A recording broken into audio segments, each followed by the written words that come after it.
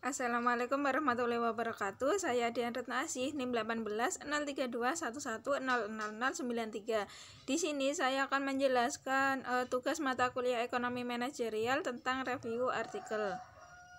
Di sini saya mengambil artikel dengan judul Managing Operational Risk in a Bank, Applied Research in Malaysia, Jurnal Asia Pacific Management Accounting Journal, volume 3 nomor 1 halaman 47-66 tahun 2008 dengan penulis Syed Safuddin, Syed Abu Hasan, dan Rosei Nun Abdul Aziz dengan reviewer saya sendiri Dian Retno Asih pada tanggal 20 September 2021.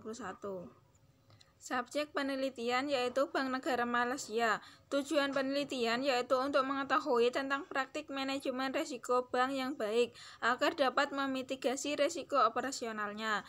Metode penelitian menggunakan metode studi kasus, investigasi, metode pengumpulan data menggunakan triangulasi, dan analisis data bersifat kualitatif. Selanjutnya, hasil penelitian. Tingkat risiko dapat diketahui dengan mempertimbangkan dampak dan kemungkinan.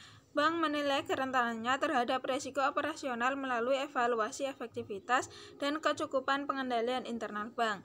Risiko operasional yang harus dikelola oleh bank antara lain: yang pertama, risiko operasional biaya modal; yang kedua, risiko berbasis pendekatan audit; yang ketiga, program pencegahan risiko kecurangan; dan yang keempat, program manajemen awareness self-assessment atau MASA. Berikut merupakan tabel dari masalah yang dihadapi bank saat ini, metode manajemen risiko, dan dampaknya. Yang pertama, risiko operasional biaya modal 20%, berarti sebagian dari yang Bank Ibu Kota perlu dicadangkan untuk kerugian risiko operasional. Bank perlu menjaga modal minimum untuk kerugian risiko operasional. Metode manajemen risiko operasional biaya modal, dampaknya yaitu modal risiko operasional biaya dikurangi menjadi 8%.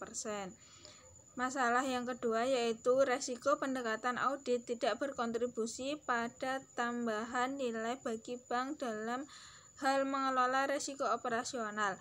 Metode manajemen risiko pendekatan audit bergantung pada program audit dan daftar periksa.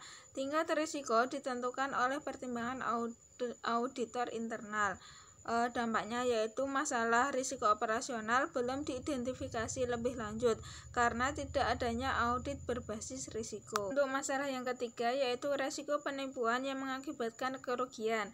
Metode manajemen risiko pencegahan risiko penipuan telah dilakukan. Bank telah memperkenalkan pelaporan whistleblower yaitu pendekatan untuk mengurangi penipuan.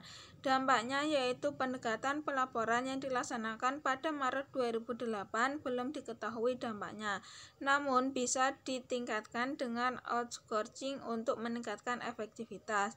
Masalah yang keempat yaitu risiko proses penilaian tidak mencapai tujuan dalam jangka waktu yang diberikan. Metode manajemen risiko, identifikasi dan penilaian risiko dilakukan berdasarkan tingkat risiko yang ditentukan oleh bank. Dampaknya, karena keterbatasan waktu, penentuan tingkat risiko berdasarkan penilaian divisi manajemen risiko. Risiko operasional biaya modal merupakan persyaratan Bank Negara Malaysia untuk meningkatkan manajemen risiko operasional dan mendeteksi potensi kerugian finansial sedini mungkin. Saat ini, bank menerapkan Basic Indicator Approach dalam menghitung risiko operasional biaya modal. Dampak dari risiko operasional biaya modal adalah untuk memastikan bahwa seluruh bank memiliki kemampuan untuk menyerap kerugian yang timbul dari risiko operasional tanpa mempengaruhi kinerja keuangan bank sekaligus meningkatkan kelangsungan usahanya. Kasus penipuan sering terdeteksi cukup lambat, yang berarti bahwa proses kerja bisnis bank perlu diperketat dan ditinjau lebih teratur.